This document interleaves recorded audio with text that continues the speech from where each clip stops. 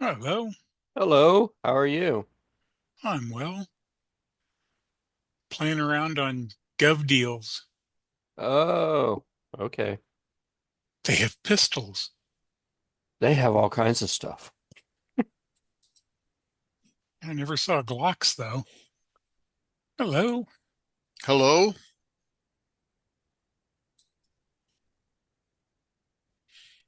I usually look for cars, but that's just They me. they have a Charger cop car, Yeah, how much? 2018 Dodge Charger. 9 grand is, and the reserve hasn't been met yet. Yeah, it's the problem with the Dodges. Everybody wants them. 2018 is pretty new too. So, but uh, how far away is it? Hold on a second.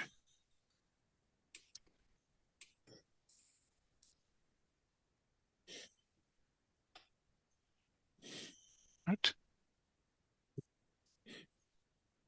I don't know. It disappeared. It disappeared. Well, that that is another thing GovDeals is good for. You find something one day and you can't find it the next.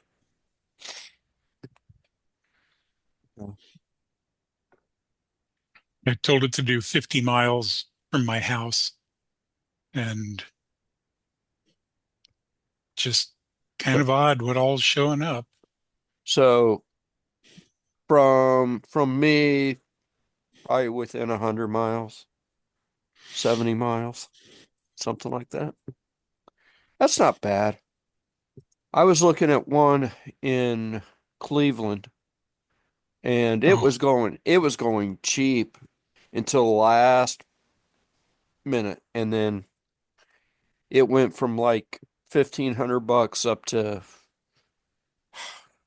9,000 and some change. And it was an older model. It was older than that one. But it's not like I need another car. I'm assuming if it doesn't say reserve met, or I'm sorry, if it does say reserve met, but it doesn't tell you how many bids there are, the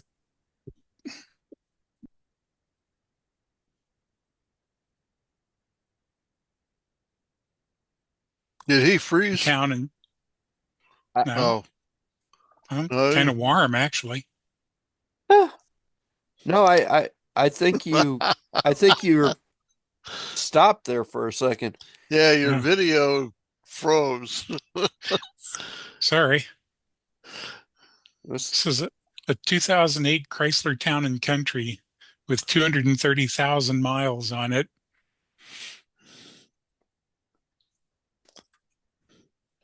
he froze again. Okay. That's interesting. Do we have a new Zoom software this week? You froze up again there, Mr. Steve. Do we have a new Zoom software this week? I didn't see any when I installed my weekly updates on this machine, but Okay. I I didn't even look this week. Last week was a new one, or week before was a new one, and um, so I only look, occasionally, so to speak.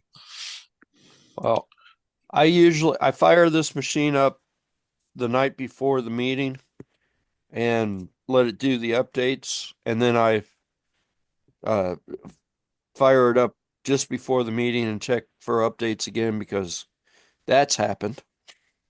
And then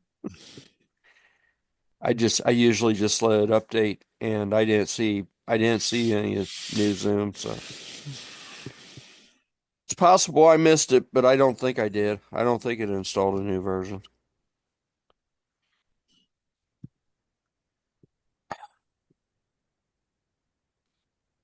This is driving me nuts. Hang on. I gotta. Is that your earphone cable?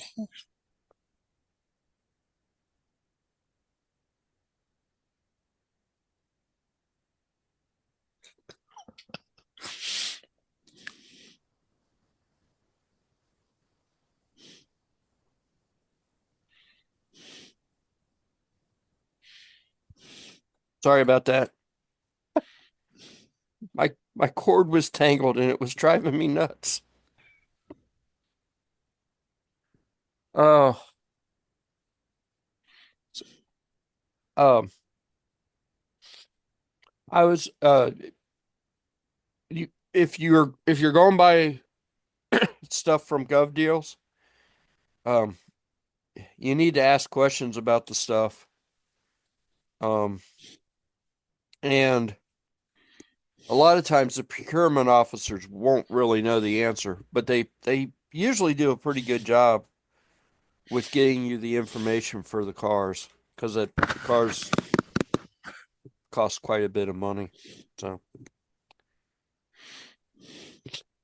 but like if you're looking at their computers or something and they don't specifically say that the hard drives have been removed, you probably ought to ask because they probably been removed. Yeah, I kind of always assume that. Well, that was certainly true of all the computers we sold from the UC surplus place years ago. Of course, they've stopped doing that now, Yeah. but nothing came with hard drives there. Well, And see, that's not entirely true because I bought a bunch of machines from UC that had hard drives. really? Yeah, they're Sometimes they missed. well, their problem was um they were supposed to wipe the hard drives out.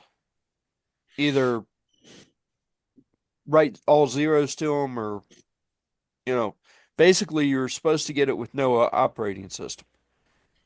They were selling machines in that back room there that were fully working and had OSs on them that were technically not legal OSs. So they were reusing the keys on the side of the machines, Uh-huh. which technically you're not supposed to do. As I say, UCU is a volume license, so they'd never had the key on them. Yeah, no, the ones I bought all had keys on them. Now the ones Well, that I it's bought, stickers, but they weren't used. the ones that I bought over there, and I bought, I don't know, half a dozen of them or so, all had the stickers on them, but they had no drives in them. Yeah. So, Well, they got in trouble though for selling machines that they never wiped out. They were sitting in that back room and it had, student pictures on it and other stuff. So they got in trouble for that. And then and then they stopped selling computers for a while and then they started selling them again. So well, as of about 2 years ago, they completely stopped. yeah. They still do it. They're on Gov deals, but whoever works there strips them down. They take all the RAM and crap out of them most of the time.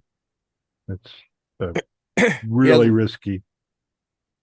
the ones that I bought that were stripped, there was usually two pallets of machines that were completely stripped, and you'd go in and do a silent bid on those.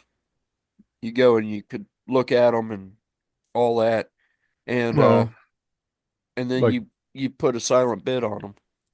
no, I'm saying like they would say, "Hey, I've got, this working system," but then you look at the specs on it, like what Dell shipped it with versus what they were selling it with. Yeah, Somebody had swapped to like 8 gigs of RAM chip for a 1 gig chip just to make it boot. yeah. It was really crappy. Well, The when I was going there though, they had these pallets and they didn't really care what they sold for, but that's the kind of stuff that was in there. It was either stripped or it had stuff that was replaced. You usually could look and see if there was memory or hard drives in there, but there was no guarantee that any of it was going to work. Well, because usually whatever was on the pallets was the IT graveyard parts. Yeah. Well, we got some decent machines doing that, but we threw as much away as we were able to keep. We never really made money from buying the pallets. Of course, we didn't really pay much for the pallets either. But Okay, one of the cooler things I'm seeing, the Redbox DVD machine. on Gov Deals, Yep, it's up in Dayton. um, Contains DVDs. and is It's a, extremely heavy. it's at Miami Valley Metal Recycling. Wow. Well, That'll make a Oh, good boat anchor.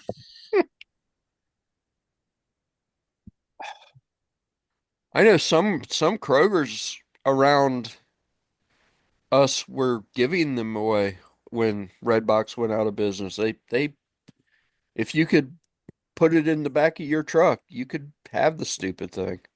Yeah, you got talking about something that's the size of a refrigerator there. Well, and That probably has a big chunk of concrete in the base of it. yeah, and Well, that probably I didn't weighs know. well, they were most of those red boxes were outside. They didn't want people just to drive up and throw them in the back of their truck. They were extremely heavy. Was Redbox out of business now? I'm still seeing them around grocery stores and so forth. Because they can't be moved. I don't know if they're out of business or not.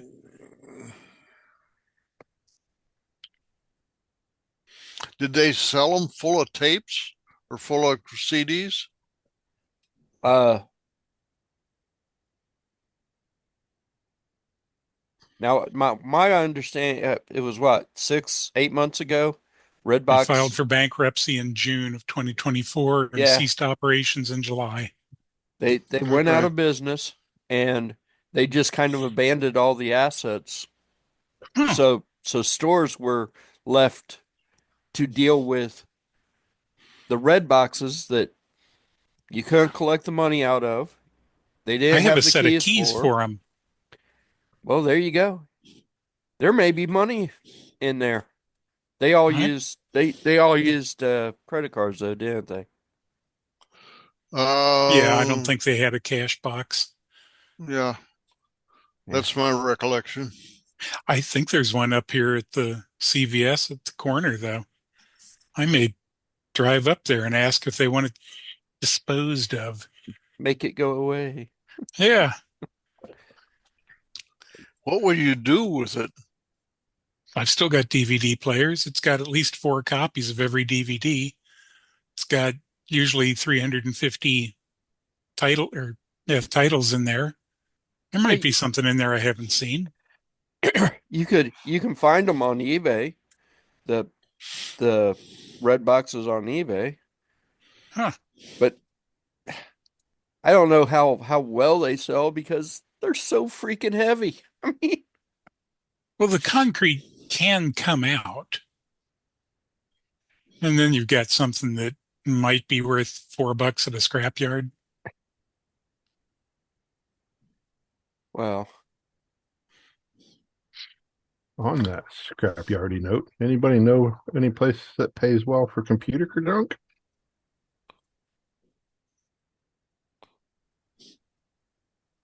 uh, I mean there were a couple of places down in Kentucky, but that was years ago. Yeah, I don't know of any anymore. That's why I'm Yeah, just curious. But The other side, then, is anybody interested in either 10 megabit switches or hubs or 100 megabit Ooh, ooh. or Oh, some oh, oh. Wi-Fi A routers? Wi-Fi A routers, huh? You got a Wi-Fi A uh cards? Net Are you cards? kidding? No.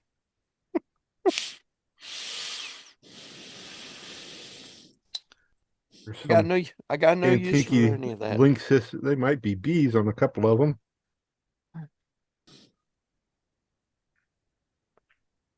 Uh, nope. So I'm not finding the red box itself, but I'm seeing 100 random red box DVD movie lot, no duplicates for $60. $60.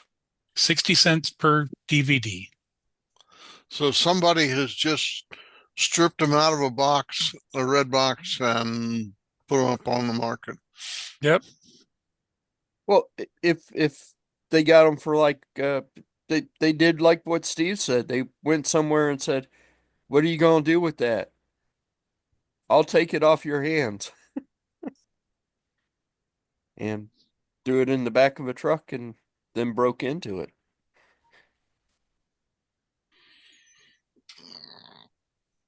Um, so all of the red boxes here in Cincinnati, at least, used the same set of keys, and they'd mail those keys to damn near anybody. When I was still doing service for um, one of the companies I was doing service for, they sent me keys 3 times because it had cylinder locks on it and 2 of them, and you needed to turn them both at the same time, but they'd only send you one of those. So you had to call in and get a second one, and I figured I'd lose one, so they sent me a third. So it was a thing. They paid quickly, so I got to give them that. Well, I think that was part of the problem. And right near the end, um, they weren't paying anybody.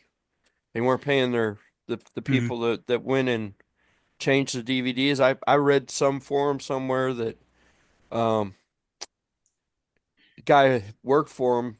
Basically, he had thousands of DVDs sitting at his house in boxes. His whole job was to go and take the movies that weren't selling out and put new titles in, and he's just got thousands of these things. So that was probably his last paycheck because he all he can do now is sell those DVDs to try to recoup some of the money that he used, gas and whatever going to the boxes. I'm like, yeah, that's pretty bad when they can't even pay you know, pay you to do your change out. They had a neat setup. They had 2 separate barcode scanners that they'd hit every DVD with, one to make sure it was in the right package and one to make sure it was the right DVD, because way too often people had come back with 2 DVDs swapped. And if they were, if you returned all of the correct DVDs and boxes, you got your credit, and they fell into a box in the bottom of the machine. And then whoever came to clean it up had to move everything around. Um, I wasn't dealing with that so much, but it was a neat system to play with. About 6 different motors in there and little conveyor belts and a couple of solenoid activated traps to keep fingers out. See, that would be the stuff that I would be interested in. I don't care about the DVDs. I would play with Yeah, all the electronics. it was weirdly 48 volts DC. The entire box was. It had down converters for the computer stuff, but the motors were all 48 volt. Monitor VGA or HDMI. Um, was probably VGA. Yeah, it was VGA. The touch screen was a separate thing. You could take it off. And I found the Viper or the Charger again. It's a 2018. 44 people have looked at it today. They've had 22 bids. It's up to $9,000 and the reserve isn't met. But it's got all the lights on it and everything. Hmm. Carrollton Police. Okay. It's out of my price range.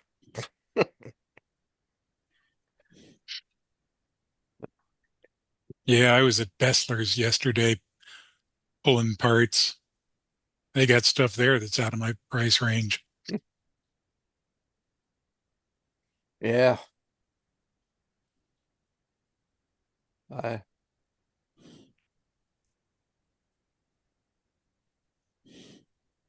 I don't know. I get on Gov Deals every now and then just to look, especially when my car decides that I get a we get just a tad financially ahead and the car decides that it's going to break.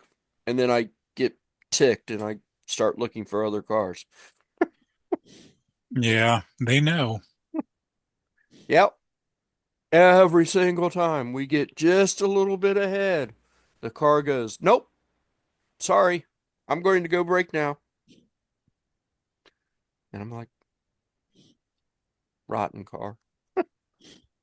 Horrible car. That's what cars do. Yeah, I know. And I fix them and I'm happy for a while and then it's a vicious cycle. Other than my Prius, I kind of figured once upon a time when I used to do the math, the you're paying a car payment every month whether you have a car payment or not. That's the repairs cost you as much as car payment. Well, I actually said and figured how much I spent for the car, how much the car was worth at the time, and how much I've put in to fix the car. I could have bought I could have bought a Dodge Charger. I could have bought a really nice car. Except when a Dodge Charger breaks, it's a $600 alternator. Uh, well, the alternator on the police cars aren't cheap, but they're not $600.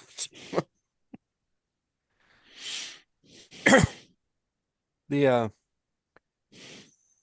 There's nothing on that car. You would think that with the millions of them that were out there and all the different variations and the fact that they pretty much standardized across all the time,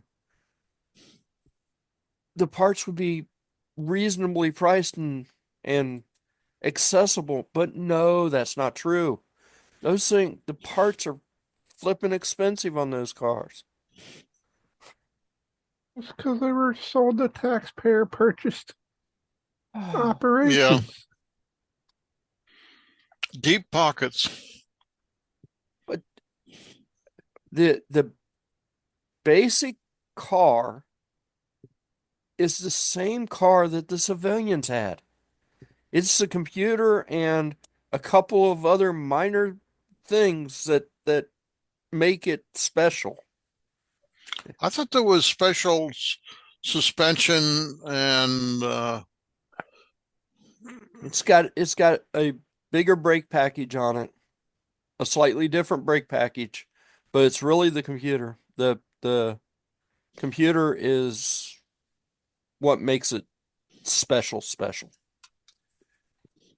The brakes are probably the most reasonable thing that's actually priced on those. Um, I think I spent $150 the last time I did brakes on them. So not horrible, not great, but not horrible.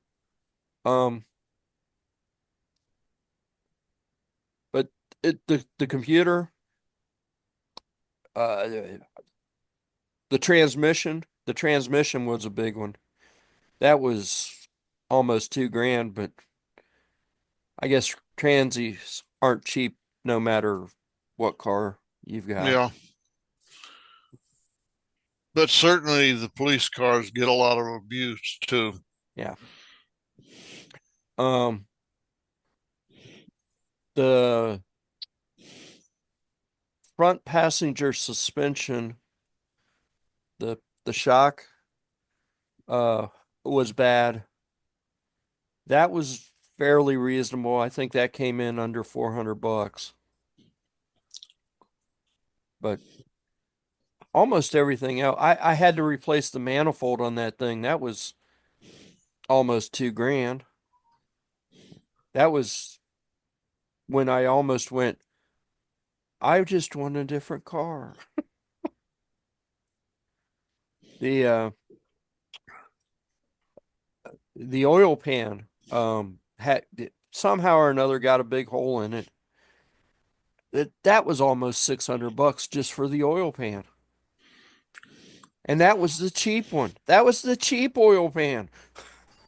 I went, you got to be kidding me. It's an oil pan. Can't we just go to the junkyard and pull one off? But no, it's up. It was mostly labor. It's all up behind a bunch of stuff that you can't get to pull the pan off. And he showed me where it's at, and I'm like, that is the most asinine place to stick that thing.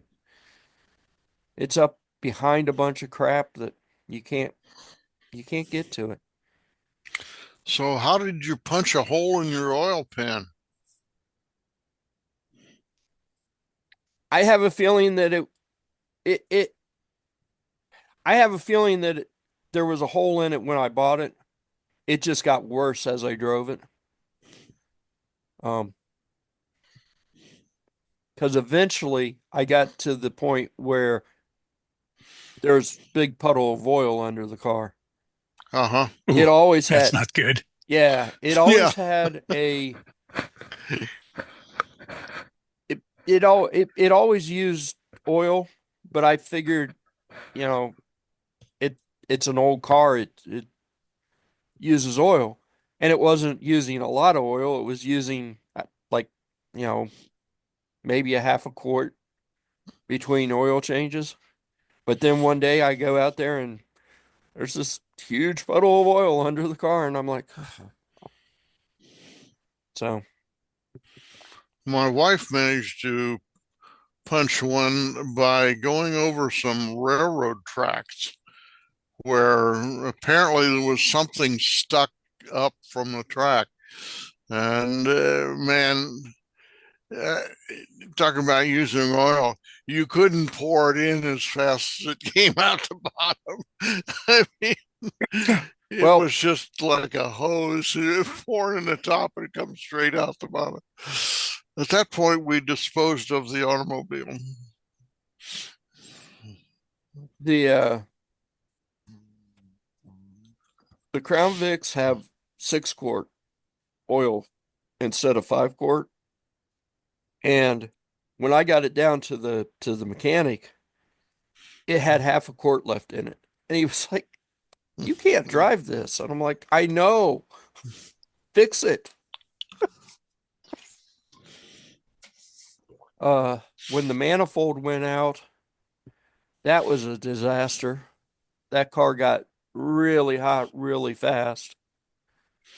But the computer did what it was supposed to do, and it shut everything down except for like one cylinder. And it was the slowest police car in the world, cruising down the road at like 5 miles an hour to get it down to the guy.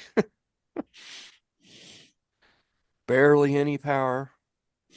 And then I had to replace the radiator and the fan, the water pump. That was not cheap. I don't remember what I spent on the water pump. I just know it was expensive. The radiator and the fan was about $1,000, and I had to do that twice, I think. I think the first one they didn't charge me. They didn't charge me for the second one, but um, So was the radiator a problem, or what was there, a leak in the radiator? so the long story of this car is it had had a hard life. It had set the cops got a grant to get Dodges, but they wanted to keep a couple of Crown Vics as spares because at the time they got the Dodges, nobody knew anything about them. Nobody trusted them. So the Crown Vics set for 5 years. Nobody went out. Nobody started them. Nobody looked at them. Nobody touched them. The guy that the dealership that I got them from knew about these cars and he had known about the cars for a while and he finally convinced the department that it was time to get rid of them. He got them for a decent deal. I got it for a decent price, or so I thought, but it had set for 5 years. 5 years of sitting does not, Outside? yeah, does not do cars No. well. 5 years of, I got it in 2020. It's an '08. The battery that was in it was the original battery from '08. The little the Wow. little sticker on it said, I think December '08. So, that was the first thing that I had to replace because the first winter that came along, that battery just kind of went, nope, we're not working. Yep. I was actually kind of amazed that battery worked as well as it did. I mean, you know, that battery should have been dead a long, long time ago. Um, but then I was sitting at a drive-through getting some lunch, and it overheated, and it was the radiator and fan that went out. And for whatever reason, the '08 model used an electronic fan instead of a belt-driven fan, so that didn't help the situation. Um, then in the '09, they went back to the belt-driven fans, which okay. So what are they using for police cars now that there are no Crown Vics available? Uh, well, it kind of depends on the department. Oh, so there's no standard. You'll see a lot of depending upon the department, you'll see a lot of Ford Explorers. They don't call them that anymore. They call them what do they call those things? Uh Ford Interceptors, I believe, is what they're calling them. Okay. But they're Ford Explorers. And they have some departments are used the Ford Taurus for a while, the SHO model of the Taurus. Um, but a lot of departments went to Dodge Chargers or Dodge Chargers, Challengers or Chargers. I said the same Charger twice. Well, those things have been in service long enough. There should be some on the used market. There are. Well, that's what Steve was saying. He found one on Gov Deals for $9,000. Oh, okay. I Problem think that, go ahead. Too many civilians want the Chargers because they're sports cars. They're not really, you know, a four-door sedan per se. They are, but they're sporty and they've got big, powerful engines, which is one of the reasons why um the cops didn't really like the Chargers because they're they're hard to get prisoners in and out of. They like the Crown Vics because you can just throw people in the back. There's plenty of room in them. But um, the Explorers kind of have the same problem. There's no room to actually stick people in. They look like they're big cars, but they're really not.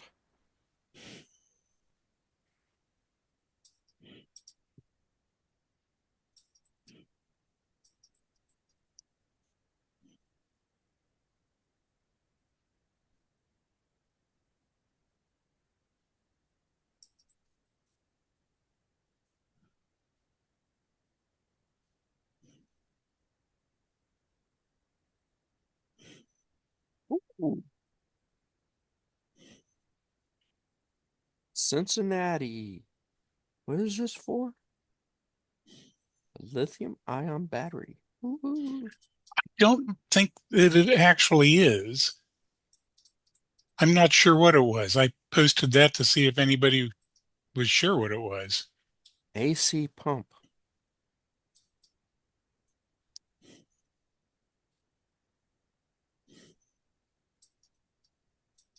I don't know what that is.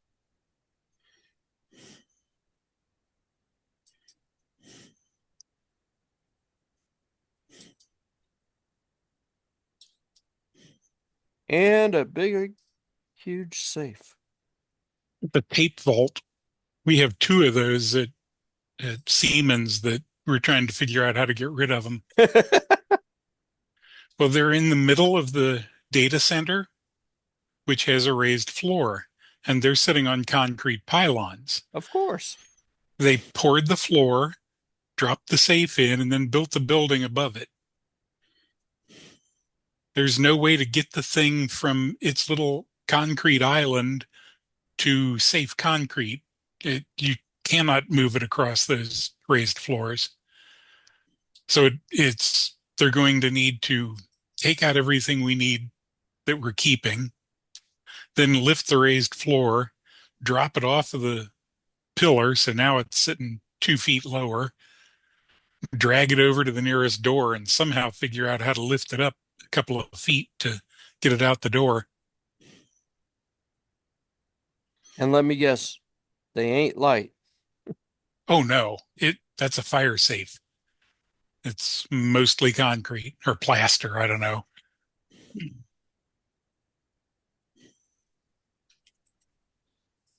Here you go. 0 RPM pump information.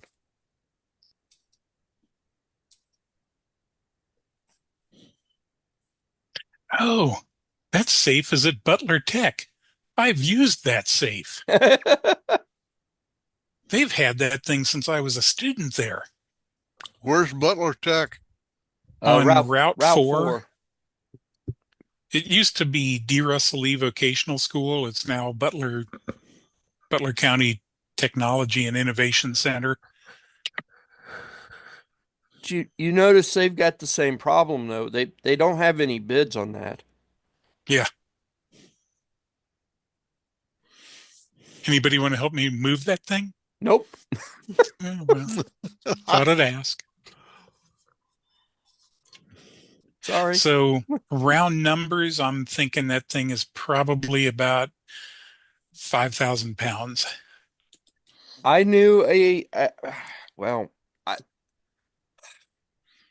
I knew a guy who would go to auctions and all he was interested in was buying safes. Mm-hmm. And I saw him buy some of the biggest thing and he was able to move them. So there's got to be a way to do it. It probably just isn't cheap. You probably have to hire riggers. Well, he Oh, it's half the weight I thought. It's only 2,100 pounds. Oh, really? Oh, only it's only the size of a small car. Um, he he had a gun shop slash safe repair business, and weird combination, but he would buy these safes and then he would turn around and sell them. He would refurbish them and turn them into gun safes and sell them. Yeah. And he had all the stuff he needed to move stuff like that. So you might be able to find somebody that could move it. But it probably wouldn't be cheap. Of course, if you could get the safes for like $5, I guess. Well, if I can get them out of Siemens, I'm 99% certain I can have them for free.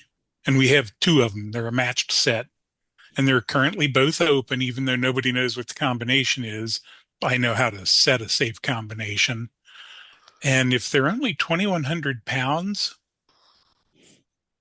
Might actually be I'm, able to move them. yeah, if you take the doors lift off and they're probably 300 pounds each. Um, what did they use them for? LTO tapes, Okay. backup tapes, lots and lots and lots of backup tapes.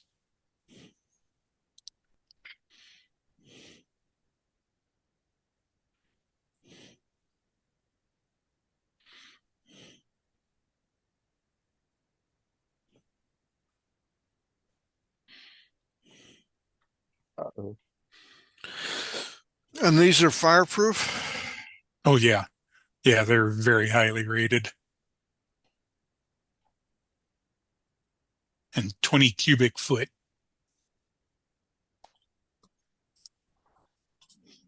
Outside dimensions is our whatever 63 inches tall, 16. Oh, no, the interior is 63 inches tall, 16 and a quarter deep, and 34 inches wide. It the listing for the one from Butler Tech, that's exactly what it says they used it for. IT equipment and then firearms. Yeah, that media storage drawer they've got in there is worth $290. Uh, Ours ours has wire racks, but they are on a rollout shelf. Hmm.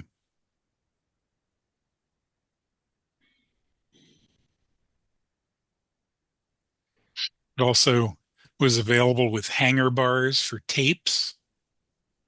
Just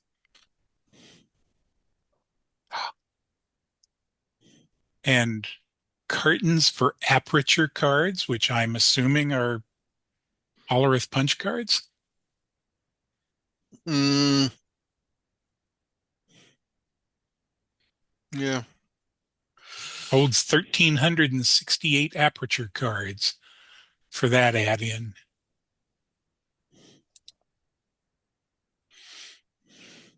so I think I know what this pump is. The 0 RPM pump. Maybe. Um, the one I found is an AC unit with a lithium battery that looks like it could be put in the back of maybe a cruiser, and you'd shut the cruiser off, but the car would stay cool.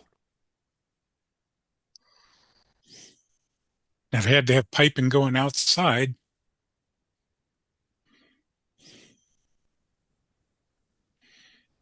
But yeah, cool. Air conditioner that runs for a while afterwards. Well, maybe that was one of the solutions after the Ford Explorer. You know, the new ones shut off, and Ford just fixed it so they wouldn't shut off because one of the dogs got killed. Um, well, several of the dogs were killed because the car shut off. The AC was on, and the cars got really hot, killed the dogs. Maybe that was one of the solutions was a portable AC unit. Yeah.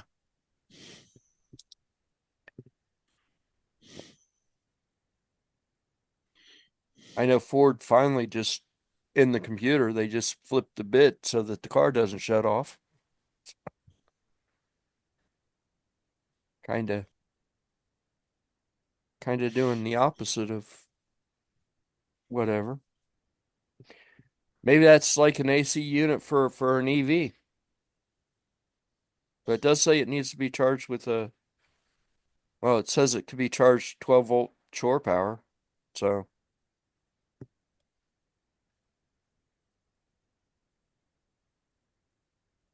who knows? It might be nice not run not run the full AC, just cool one room down or something. Excuse me.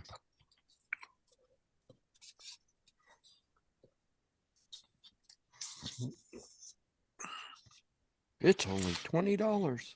It closes in 12 days. This is eBay. Gov deals. Gov deals. Gov deals. Gov deals. Gov deals is uh where surplus for you have to be a government agency in order to sell a school or police, fire, Now, municipality of some kind. what are the restrictions on buyers? It Not depends. many. Yeah, it depends on the jurisdiction though. Um, where they're coming from. Um, like I have seen a few cars, I don't remember where, but they're restricted to selling them to other police departments Oh, okay. for whatever reason. Um, I had I a long time ago, I had bought some stuff from a guy in New Pennsylvania, New Philadelphia, somewhere. It was way out there, but he could only buy stuff from the military, um, or buy it new. So he could only buy military surplus or new stuff, but he could sell it to anybody he wanted to once his department was done with it. So I thought that was like the most odd thing ever. Let's put a restriction on what you can buy, but you can sell what you buy to anybody. So some South American banana republic. I went, I had bought a flare system from him. This was way before anybody was really using Gov deals or anything, and I bought it for like $100. And I get to his pickup point, I pick it up, and it says stamped out, not property of the United States Army, and then it said property of whatever sheriff's department it was, and that was stamped out. And I'm like, holy crap, this is a military flare system. And he said, yeah, I can only buy stuff from either brand new or from the military. I'm like, okay. But once his restrictions were done, I was free to do whatever I wanted to with it. It was mine. So, um, I'm kind of surprised there weren't more restrictions on buyers, basically. now, um, at the time that I was doing a lot of stuff, NASA had some restrictions. There's little NASA agencies all over the place that do research and whatever.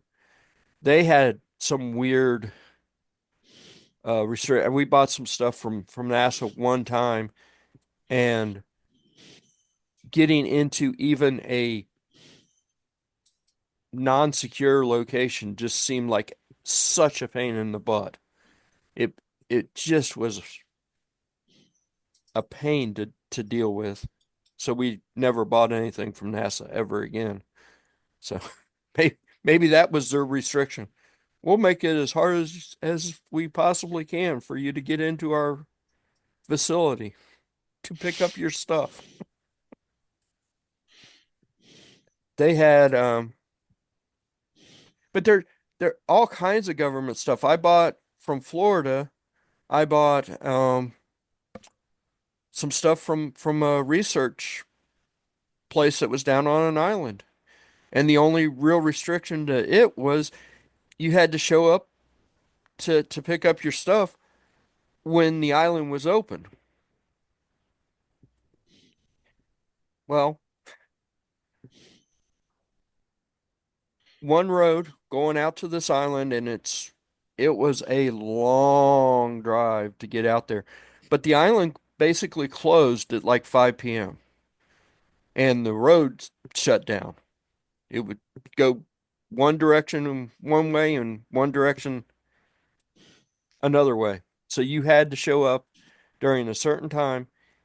And if you got there late, you were going to be stuck on that island because they would not let you get off that island. But there was nowhere to stay on that island. It was a research facility. And it was hot and muggy and mosquitoes were everywhere. And I showed up about 10 minutes before the road was supposed to change, and the guy was like, God, we need to hurry. We need to get your stuff on your truck so you could get out of here because you don't want to be here after dark. They shut down, there was power going out to the island and everything. All of it got shut down. I watched as I was cruising back down. Lights were just going psh, psh, psh, psh. And I'm like, oh, wow, what a wild place. Well, now, was this in the Keys or where? Yeah, it was way down there, yeah. Yeah, I am to this day, I am still not real sure what island I was on. I went down there, I got very confused and I got turned around, and I think I was lucky to find where I was supposed to be in the first place. Because I still not real sure where it was I was at. But that was the trip that I went down, and my business partner at the time had set up so that I picked stuff up like all the way up the East Coast, and I get almost home. I get near Tennessee, and he calls me and says, I bought a printer. It's in New York City. How close are you? And I'm like, okay. By New Send me. York City, you meant Manhattan? Yeah, it was. He thought that I should be. I was a lot faster than he thought I would be. He thought that I should have been like still in the DC area, so I could just cruise right up 95 to get there. And I had made I had made the turn, and I was coming back, and I was in Tennessee, and he was like, "What the hell are you doing in Tennessee?" Coming home. I'll be there in like, you know, 6 hours, something like that. No, you won't. You got to go to New York. Okay. Send me some money so I could put gas in this car. Because that was the trip where he had sent me so many places I had run out of cash. I had no cash. I had no money on me. So I had the credit cards, and the credit cards were tied to the bank account. So he had to put money in my bank account so I could do stuff. I was just ready to come home by the time, and the van was, oh, that van was completely loaded. Uh I picked up stuff in Tennessee, I picked up stuff in Georgia, I picked up stuff in Florida, probably drove to Cuba. I have no idea. I don't think you can drive to Cuba I know, with I know. I'm kidding. it. Depends on Drove, your car. yeah, Yeah, I guess that's true, Barry. Yeah, that is true. I have no idea where I was at in Florida. I could have been. I have no idea. I So this was strictly a computer store, or well, yes, we sold stuff on eBay.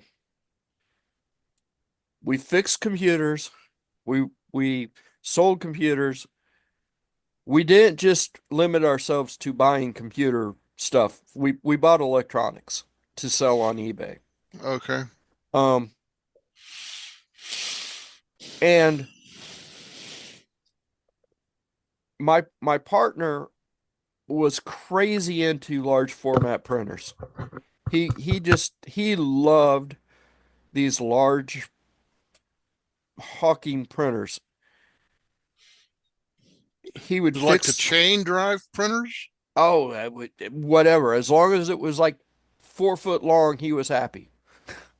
I mean, um, that's what we ended up buying down in Florida was yeah, this thing was huge. I had to the one from New York was huge. It was just an insane printer. But um that was his thing. He loved those printers, and we made good money from them, but they were a pain to deal with. I mean, especially when you're traveling over 1,000 miles to pick one up, you got to get them for a good price. So, Well, who was your market? well, I don't really know. He would put them on eBay or list them on Craigslist. Sometimes he knew somebody local that wanted one. He went crazy for these printers, and I saw him the other day and saw his shed. He's still into large format printers. He's still got a couple of them that he wants to sell.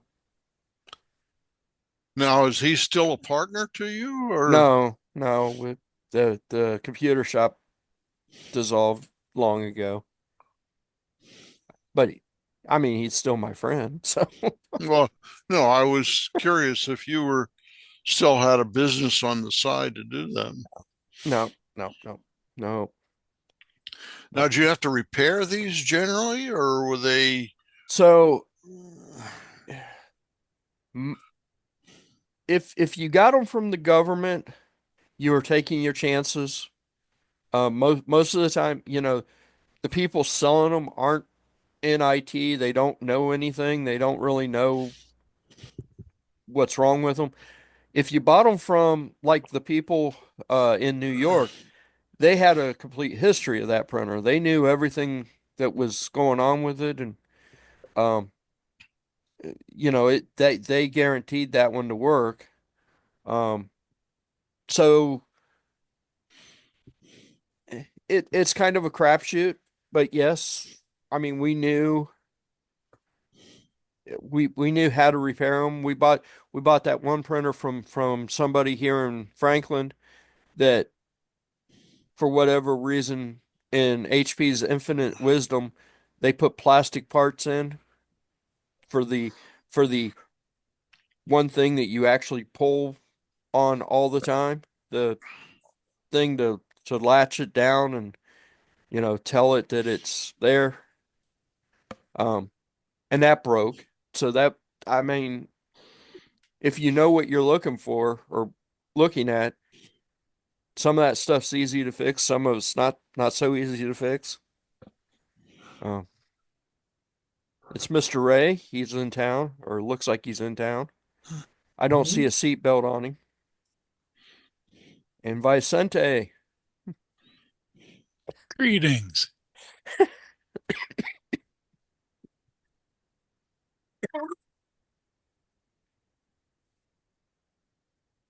with most of the stuff that we bought on Gov Deals, I think probably 90% of it worked without problems. And there was, 10 to 15% that had problems, and probably of those, 5% of it we just couldn't fix. So it was a good deal. I mean, it really was a good deal. Especially when you're buying it in bulk. You buy a pallet full of stuff.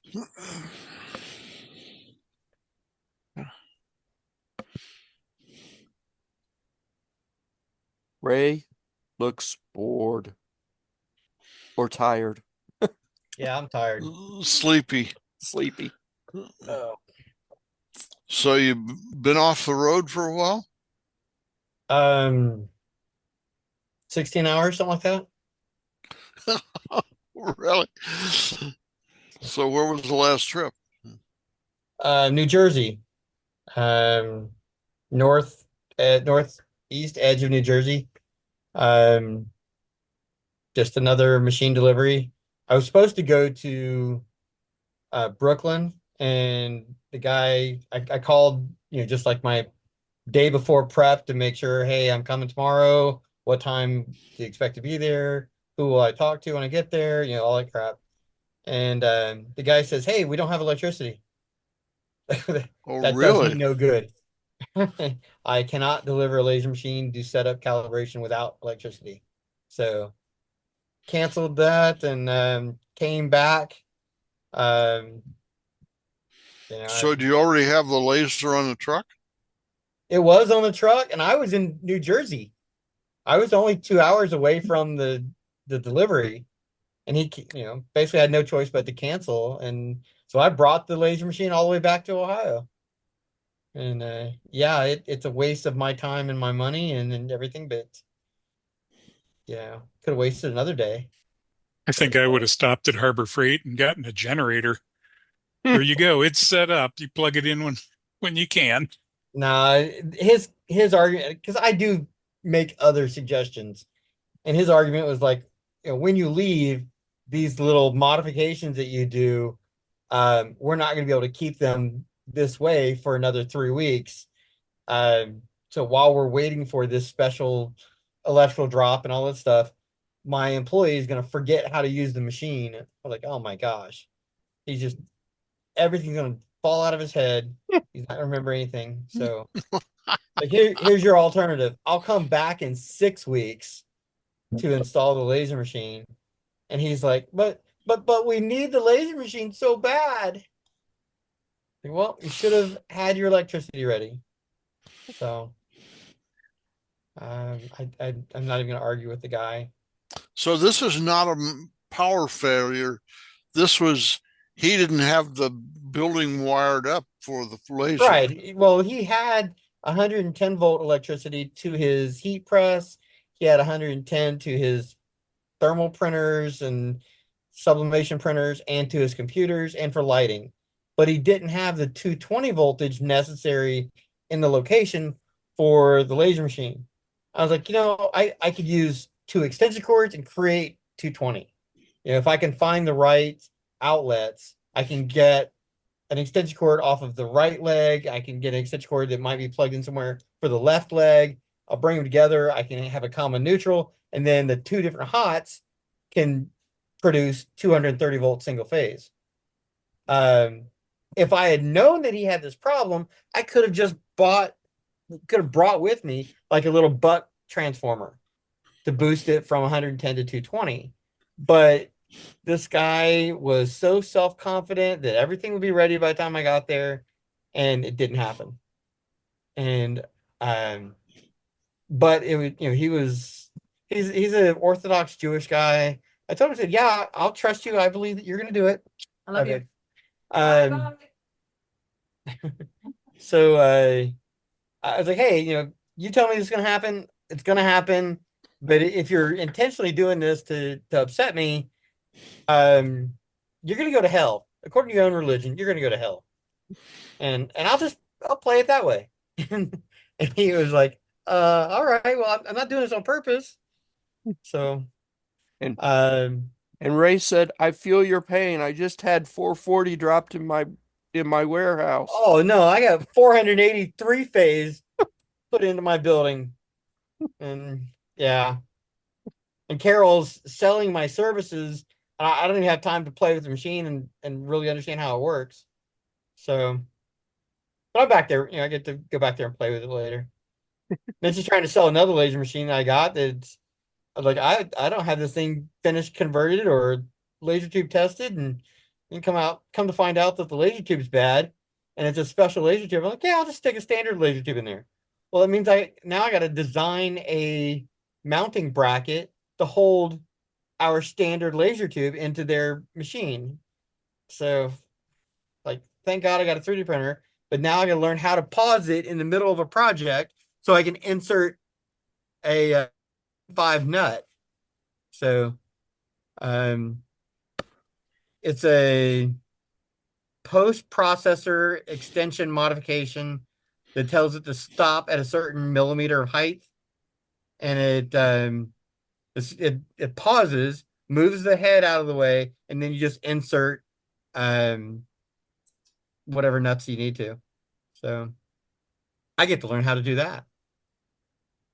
So, but yeah, I'm tired. You guys see me, I'm doing this. So for the times that I've been home, um, I thought maybe I was going to go to the weekend and go buy some more tables and chairs. So I didn't know if you guys knew I've been collecting tables and chairs. Um, the Lifetime brand folding tables and Lifetime brand folding chairs. And the reason is because we're trying to turn one of the buildings into a banquet hall. So I'll buy 2 or 3 chairs. Normally the chairs are like $45 each or $40 each. And they've gone up in the past few years. And the tables are like $45 for the cheap ones and 60 something dollars for the really good ones. And then if they're 8 foot tables, they're even more expensive. So I've been getting on Facebook Marketplace and finding tables and chairs. And so I went and found like 6 chairs last night. Went and bought those from somebody down in Mason area. And come to find out, the reason they were so cheap is because they had spray paint on them and children's play paint and dried into it. And but thankfully, these chairs are made out of a really high durable polypropylene, and acetone doesn't affect the polypropylene, and paint thinner does not affect the polypropylene. So I could just melt all that paint right off of it with the chemicals. So it worked out great. Some of these chairs I've been buying for like $25 each, and then I bought the 6 chairs for $16 about each. And now I've got like, think about this. And now I have like 100. Oh, and he's frozen. Yeah, something's going on. I was wondering if that was me again. I just shut down a torrent I'd had running for like 3 weeks. You froze up there, Ray. Twice. 3 times. Yeah. Sorry. I'm going off on a rant and it doesn't matter. It doesn't matter. But even today, I had to go because it was such nice weather, beautiful weather out here right now. So I was on top of a roof over 601 North Verity, and I'm putting on roof sealant tar, just brushing it on. So we got all the what we think we found all the holes that were like need to be patched, and we did like a fourth of the building, the top of the roof. And I do not want to go back up there. I'm tired from, brushing, the brushing the tar in place. And you guys don't see the bottom half here, but my pants. Again. Yeah. Well, he's froze up good this time. Yep. It's got to be him. What's with the crazy freezing up? I have no idea what's going on. I had the same problem with the Zoom session that my wife and I were on different computers, and she froze up and finally got to the point where the only solution was to reboot and start over again. Yep. Whoops, And he he's disappeared. gone. And he disappeared. So, anything new, Mr. Vicente? Working different stuff. I'm making a display. You see? Can you see it? Yeah. Okay. I'm trying to drive a display without using resistors to limit the current. I found a way using HC logic. They behave like a linear in some part of the current of the output. So I changed the voltage to use this slope of the current versus voltage to limit the current, so all the displays have the same intensity without using resistors. And it's working. This is an experiment. I don't know if you can see how they look. Okay. Can you make it say boobies? What? This is a 9-digit display because I am planning to reproduce an old computer, an old board from Intel. Well, not Intel, but the microprocessor is Intel. Let me look for it in Google. Is the IMSI or AMSI 8048. Say 8048. 8048. Okay.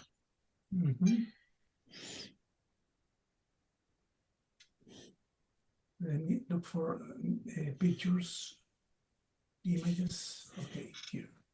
Let me share the screen. Should be able to. Okay, this is the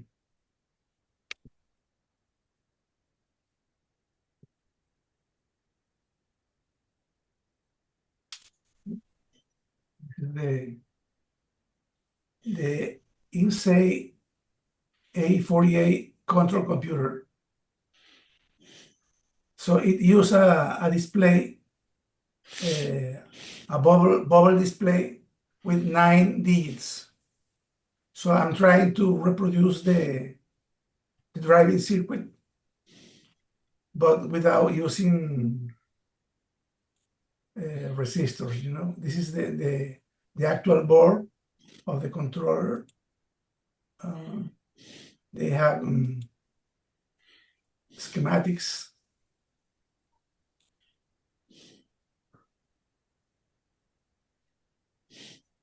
So I download the PDF handbook of the board, and they have the assembler monitor in the manual.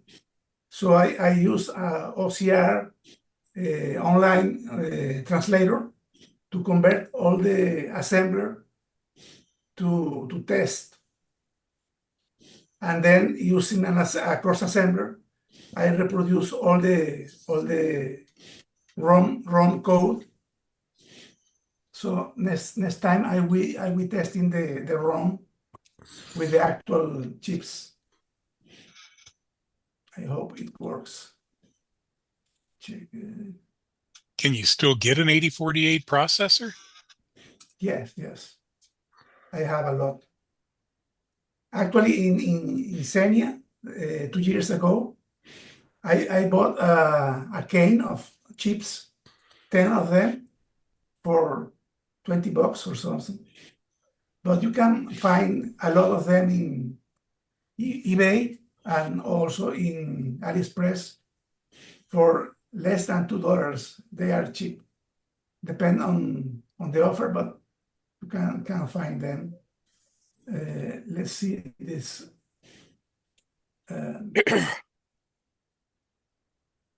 Okay, this is YouTube. Let the ad stop. You should try AdBlock Plus. Okay. Yeah. Okay, this is the board. This is they use the 8035. That is the chip with a external ROM. The monitor is here, and it has 2K RAM. This is 1K, and this is another K to be populated. And it uses an Intel keyboard display controller with this chip. This chip controls the display and the keyboard. So I already have all the chips. I have all the integrated circuits. This bubble display was used by National Instrument in almost all their calculators. So it's easy to find buying vintage calculators in eBay. I have a couple of these things now in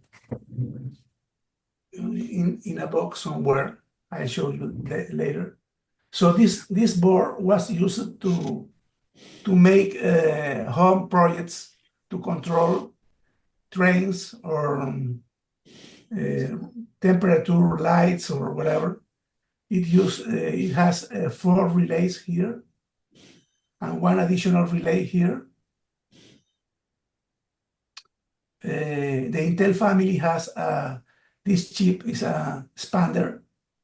You have here 4 bits ports that can control anything, input, output. So this is the board. My project is try to reproduce the functionality, but not the layout. I don't want to use this kind of transistors and resistors and all. So I changing after the controller, I will change the way I drive the display. The keypad will be the same, but they use keypads pre-made with different rows of pins under. My idea is to use MX switches in place of these buttons and make the footprint in the board for the MX switches. So will be a little different, but this is the idea. Okay, I go back. If I have a box with all the stuff. if you're going to be at the next in-person meeting, I can donate 100 switches to you. Switches. The MX Yeah. switches. Oh, Yeah. really great. I love that. Okay. Let me Okay. show something.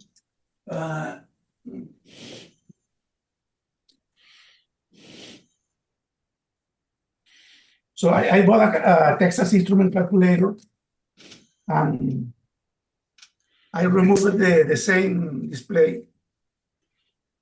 You can see this is the same model of the display. It's a bubble. I don't know. Can you see? Yeah. Hmm.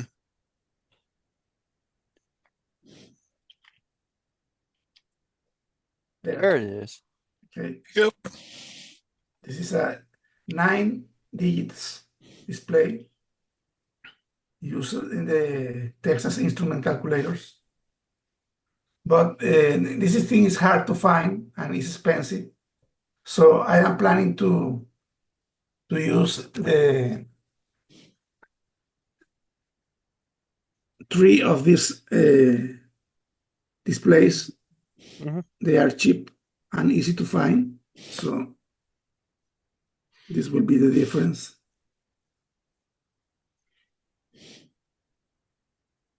Okay.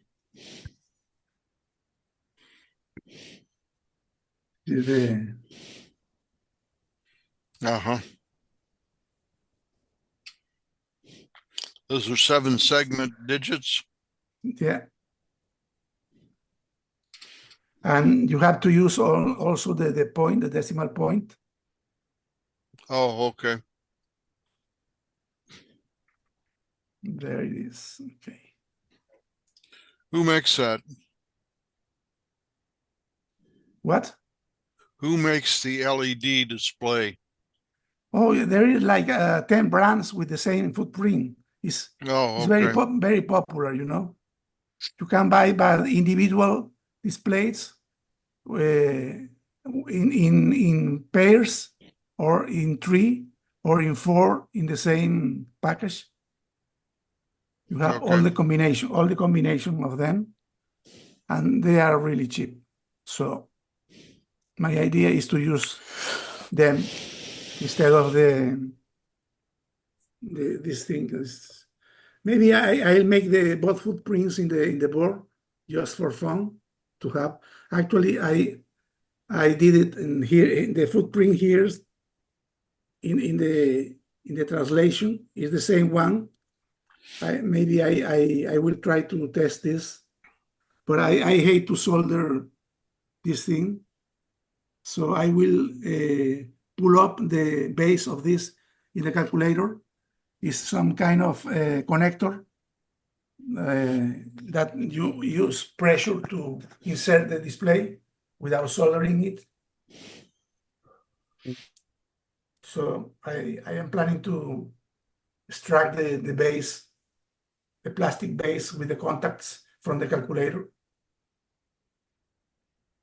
But my desolder gun was damaged, so I bought a new one. I already have the new one here. After buying it, I found out that you can buy only the heating element, that is the one that is bad. But now I have 2 guns, the soldering guns. This is another brand of display, but it has the same pinout, and the same number of elements.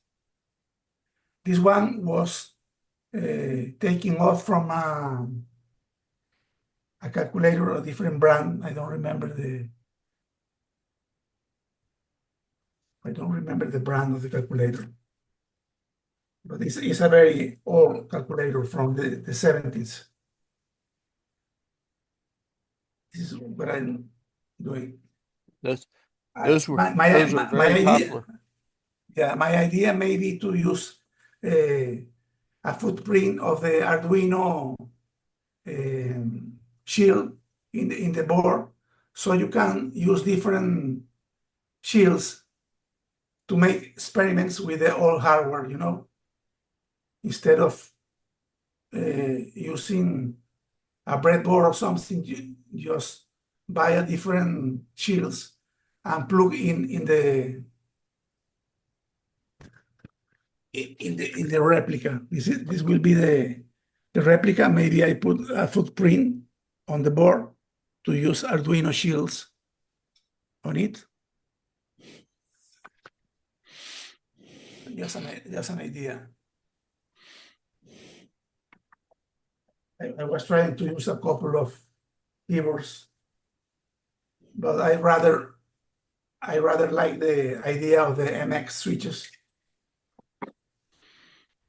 You can buy the transparent keys, cap keys, to put some printed paper with the legend, with the letter or whatever you want. So it will be easy to reproduce the keypad.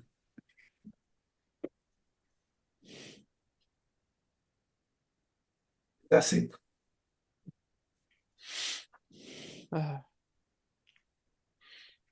Those I commented in the last meeting. I made a Python program to convert the all PCB circuits from the ends of the 19s to a modern KiCad program, so I can rescue my old designs and put them in KiCad PCB design.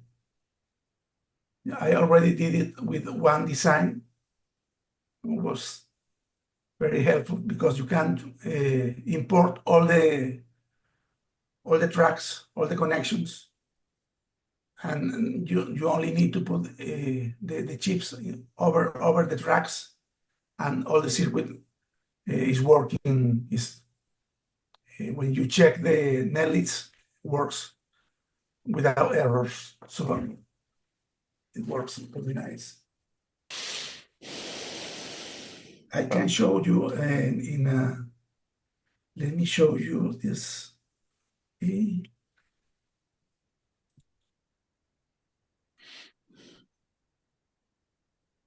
This is the Visual Code Studio. Just a second. Share. Okay, I will share the screen with Visual Code Studio. This is a Python program I made. You can run the program, okay? And this is how it appears. So you can select an old PCB, open it, generate the KiCad block, and you can use the copy to clipboard button. Now you have this block in your clipboard. Go to KiCad and just paste the design in KiCad. This was my last week project. So this is the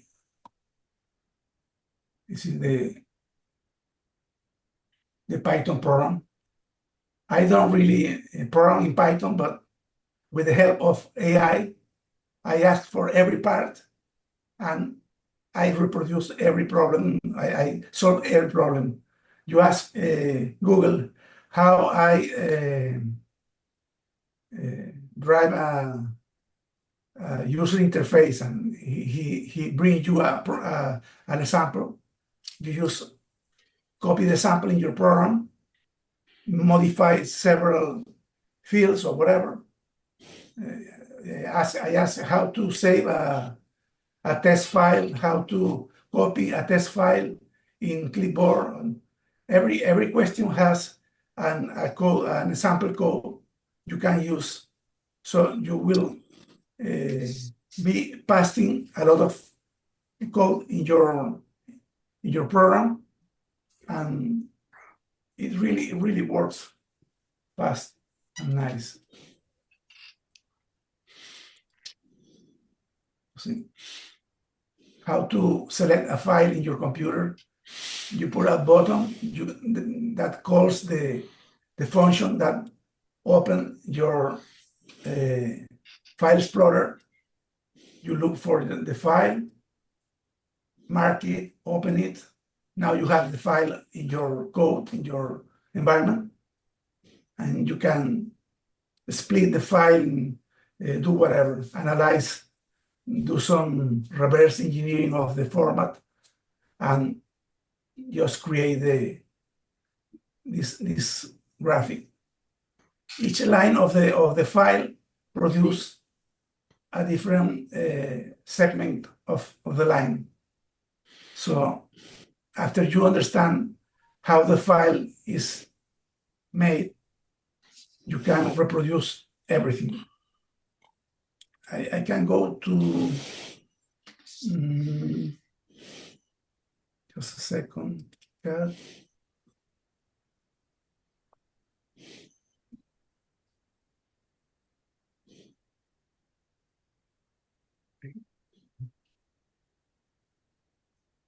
Okay, I will show the file. I don't know if you can see this. You see, this is the original file, PCB file from 1991. Okay, so you open it with a test editor, you can see that you can deduce the path and the coordinates in the circuit of the path. You can look for tracks. This is the track. This is the width of the track. This is where in millis of the coordinate of the start of the track, and this is the end of the track. So with this information, you can convert this file in a drawing, okay? In a drawing, and this drawing also can be converted to a KiCad format. The KiCad format is a little more complex. Let me show you. This is the file that the program creates. Okay, open. And this is the format of a block in KiCad. This is the format of the block. The layers and each line you saw is converted in segments in KiCad program. You made the start and the end. This is now in millimeters. I have to convert them to millimeters, and you specify the width in millimeters, and specify the layer where you want the track to be. So that's what my playground the last week, doing this. And after doing this, I now have an example of the board I create.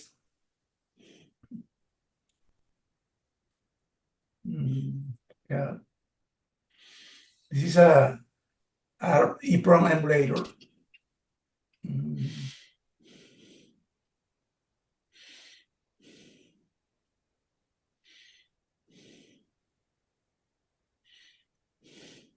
Okay. This is the board Back to the Future. Okay. This is a PROM emulator. This is an 8748. Was designed with the very old microcontroller. This is a RAM memory, and those are buffers to connect to your board using ribbon cable. This board was designed to be opto-isolated from your board, from your emulation will be isolated from your computer using this opto-isolator for the communications. And this is the result.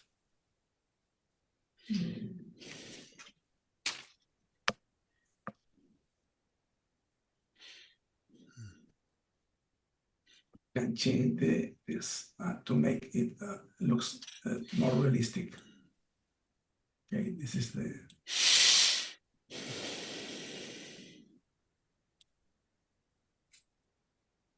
so this is what I was doing.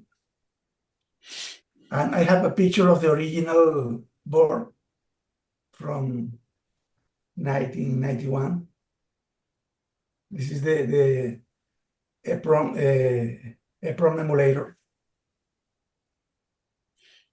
So now I have the PCB to make a new one just for fun.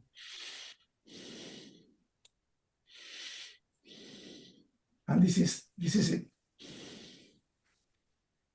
Nice. And end of the show.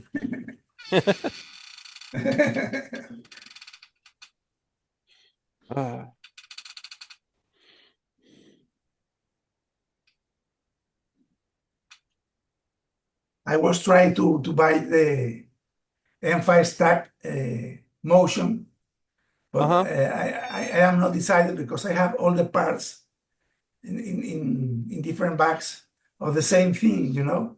I have the motor controller, I have the battery, the lithium battery with the charger. I have the ESP32 in tiny boards. So, well, I was going to say you might want, if you're going to buy it, you might want to look at like Mauser, Mauser. because they're selling them. They're selling them here in the States, so you might get it faster. No, yeah, but you have to pay like $9 or $19 for the shipping. UPS. It's I don't remember. I thought it was like $7. You could get it USPS. USPS. Yeah. I don't remember. But I don't but have you have the you have to option. pay the tariff, and you have to pay the tariff. But where is Mauser in Canada? No. There's one here in California, a warehouse in California. They've got to be somewhere close because every time I've ever ordered from them, I get my stuff in 1 or 2 days. So I don't know where they're coming from. Honestly, I thought our closest one moved to Georgia. Maybe. I don't know. I know it doesn't take very long for them to show up. I use Mauser when I have a large list of stuff because the shipping, you know. Because of the shipping, yeah.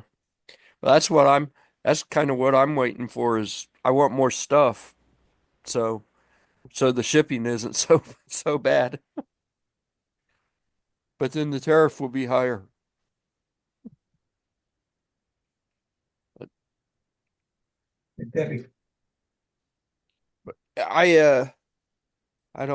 didn't. I played around with that a little bit more. I showed Vicente with the Atom Echo, and from what I can tell, the Echo just won't use the onboard Grove ports. Yeah. So the Echo is only partially compatible. I have 4 Echoes.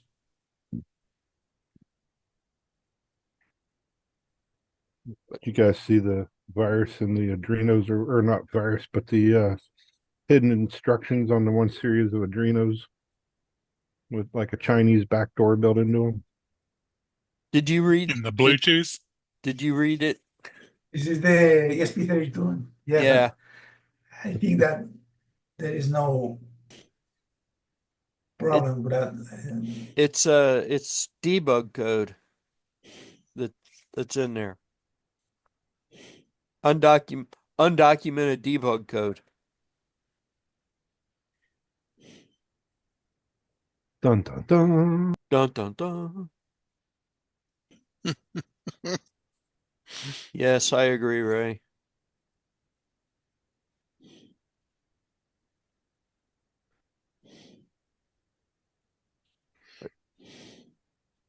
Because of Vicente's suggestion, I You won't. couldn't turn that sideways, but I pushed it back. I Okay. was able to get it. It used to lean out over the front a little bit, so it would wobble. Now it doesn't. Now it's Did you 3D print that? no. No, that came from Pululu. The Pululu. Romy chassis The Rami chassis. with battery We found those battery on holder. EBay. eBay a eBay. good 4 or 5 years ago, maybe longer than that. Bought a bunch of them for $10 a piece.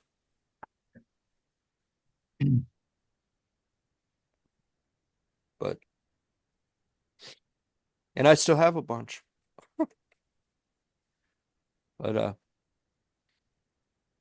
the suggestion of moving that back or reorientating it a bit, that really did help. It still dips a little bit, but it really did help it from dipping.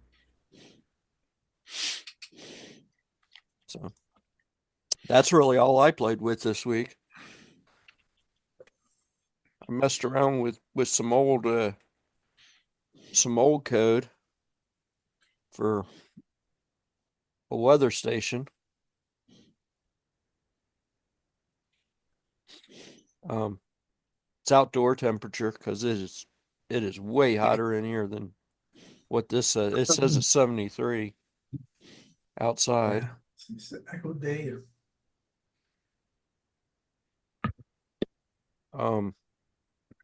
So I messed with that a little bit, and I tried to verify that this little indoor temperature sensor and environmental sensor was actually working, and I'm fairly confident that it's accurate enough to be good.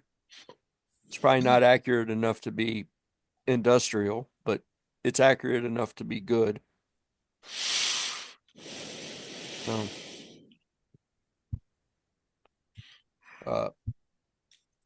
I tried several other different sensors, and they were all within, like, a few degrees of each other, a couple of degrees. So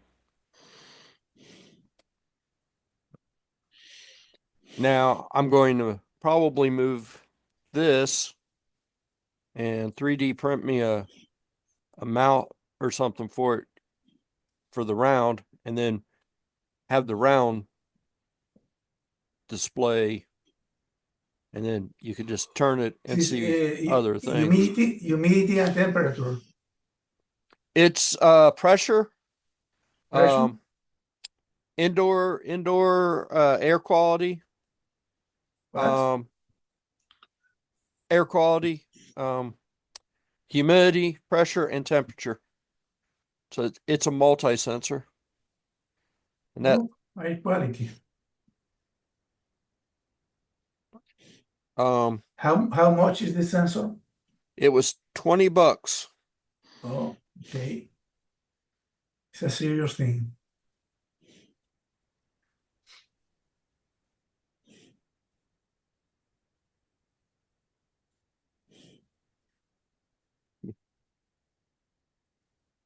It's all right, Ray.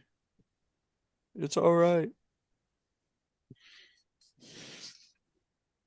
Steve was freezing up earlier today too, so you're in good Oh company. yeah, it was. You're in good company. Hopefully, it's all cleared up now. But yeah, I think I had a conflicting IP address on my wired network controller. But can you hear me now? Yeah. Yep. Yeah. Yeah, it's been giving me headaches. But I've only been in the office like 4 days for the past 4 months or 4 weeks. So, and we got some new printers here. So, yeah. Well, I don't know if everybody saw the or read the email. Yeah, I did. Okay. You usually do. So, I didn't. What happened? uh, the upcoming meetings, I was able to schedule a couple more.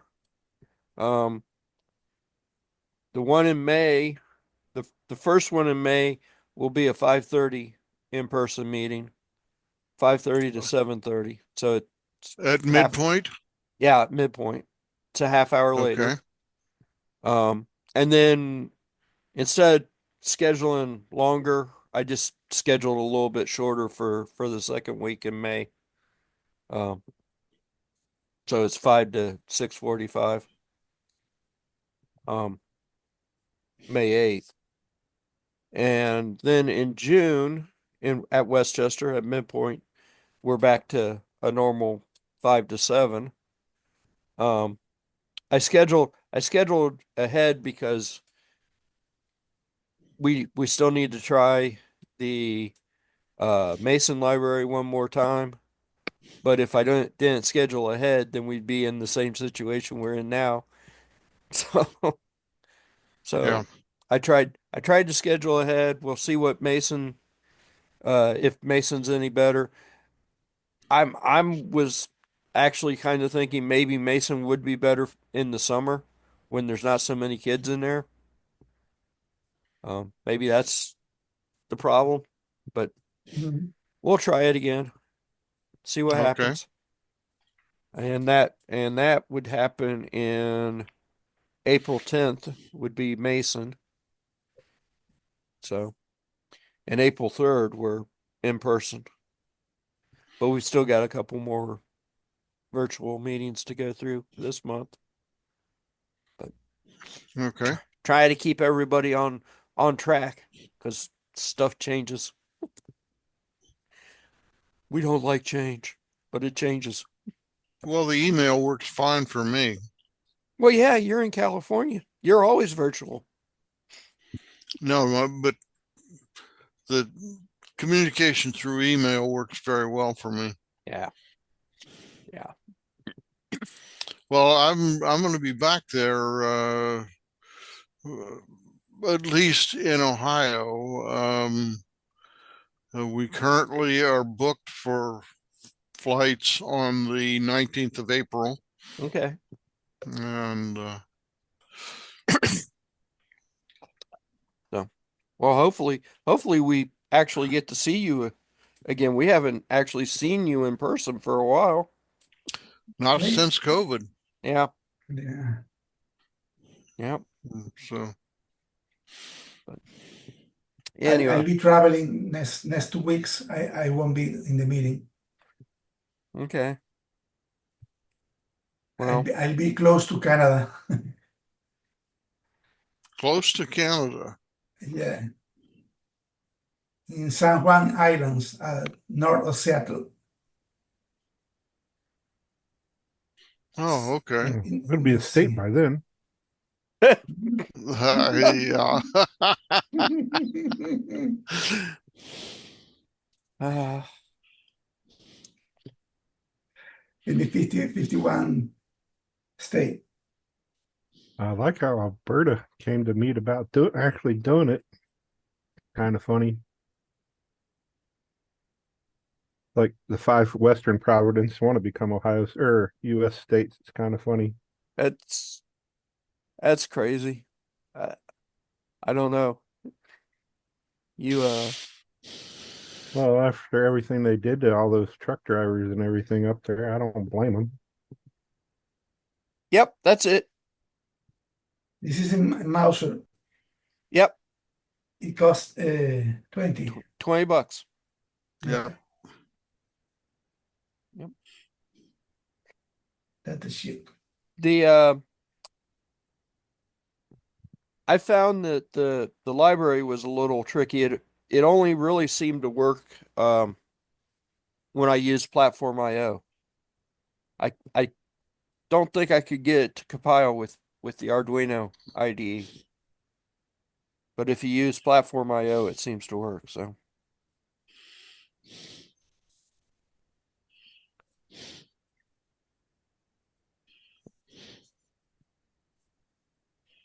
uh-oh. What do we got? What? What do we got going on? What is Ray? This is leave. What? I don't know. Is that a good deal, Ray? Where? I didn't put Posted a anything in link there. to a laser machine. I'll look.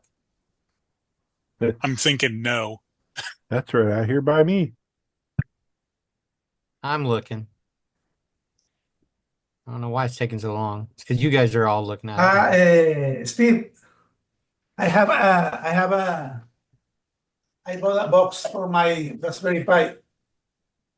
Oh, This it's is a plastic. Trotec Speedy 100. $25. No, Oh, it's no, up to that's ridiculous. 1,000. Speedy 100 is a little bit older machine, probably. It could probably pretty easily sell it for $1,500 to $2,000, but it depends on if it's running in good condition. It Um, says that it will engrave but not cut. The laser may need repaired or replaced.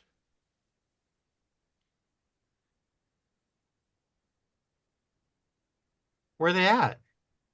West Union, Ohio. Adams County, Ohio Valley Schools. Ray's like, Um, Ray's like, Carol, get on the phone. Call these people. Tell them we've got a machine. we got a laser that's better than that for him. Yeah. Um, you never know. If you do go to recharge, which is to like restore the laser tube, you can send it out to a company, Evergreen, I think it might be in Ohio. And there was another place called Gem Laser. They could actually rebuild the laser cartridge. I don't know how long it takes them, but it was less than $1,500. Um, but it says I don't know what the wattage is. It says on there's a picture of the label on the back. I see it. 730 watt CO2, 30 watt. It's a 30 watt. 30 watts. 30 watt. It is an RF, so I mean it's a pretty laser. April But 2016. yeah, being that it's 9 years old, I would not waste my time with it.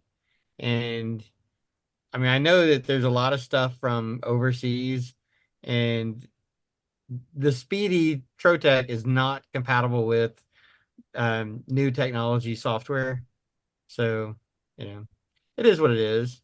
If somebody already has a bunch of Trotec lasers and they feel comfortable with doing that kind of rebuild and work, then maybe it's good for them.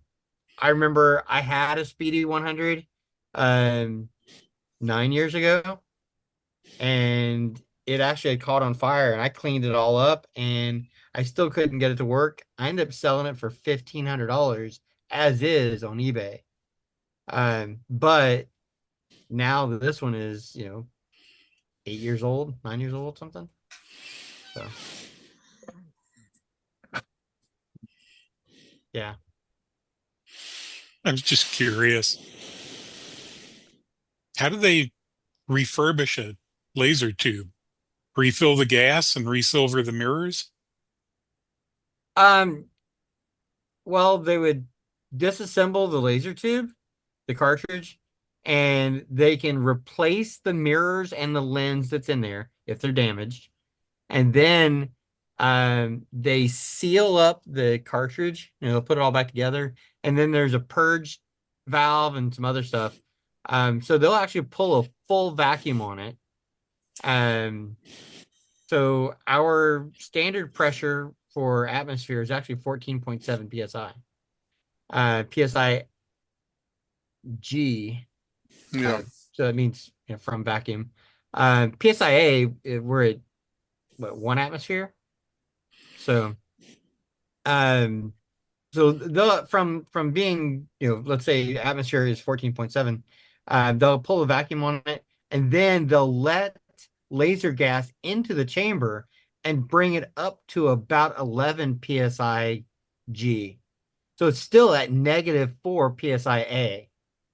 But with gas. Okay. So if it were to crack, it's not going to let the laser gas out. It would actually let atmospheric pressure back into the chamber. I think that's something a lot of people don't understand about laser gas. So there's actually something of a 4 psi vacuum in the laser tube.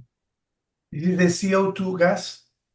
It's still Or CO2. Yeah, carbon dioxide gas is the primary. There's about 74% carbon dioxide, a bunch of nitrogen, a very little bit of helium. But we're not going to try to put hydrogen in there because it'll blow up. Sparky. Well, how would it blow up without any oxygen there? Hydrogen.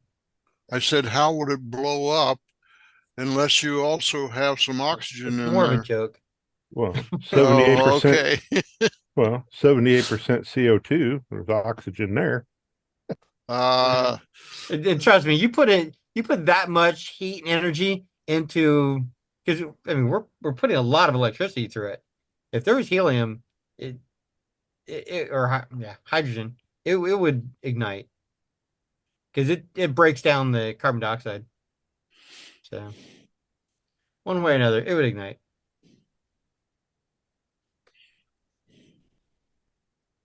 Flashbang. Yeah. Um.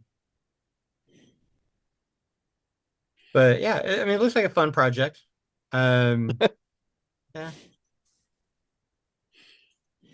The question is do you need more projects? Oh no, not for me. I don't want a No, project. not you. I don't want that one. Steve, do you need I more don't want it. projects? I I, don't want it. I I got enough projects. Did Gosh. did that come with the chiller and all that too, or It doesn't need a chiller. that one doesn't need a chiller? It does not. If you look at the picture, because it's only a 30-watt radio frequency tube, Oh yeah, it uses 2 fans, I see that. Yeah. okay, or 4 fans, 2 on the top, 2 on the bottom. So it's air cooled. Neat.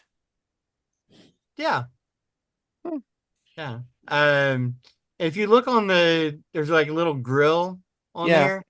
there. It's actually where the high amperage, it's like 48 volts at 20 amps goes in to power it. And then it has a little signal that just says trigger on, trigger off. And then on the other end, it has the lens mirror, lens that traps the gas inside, and the mirror that reflects the laser beam into the working cavity. Hmm. Yeah. So this Why one's does a it have little bit. Why does it have such a long hose on it? It looks like it's got a recovery base or something. It looks like it's an air filtration system on the bottom, so that and that happens a lot with schools. If they don't have a way to exit the exhaust fumes out a window or something, they'll use the fume extraction system. So, and that's a Trotec brand fume extraction system. So, and it's probably worth $200-300 just for that bottom section. And then the top section is, it's definitely worth $1,000. filter.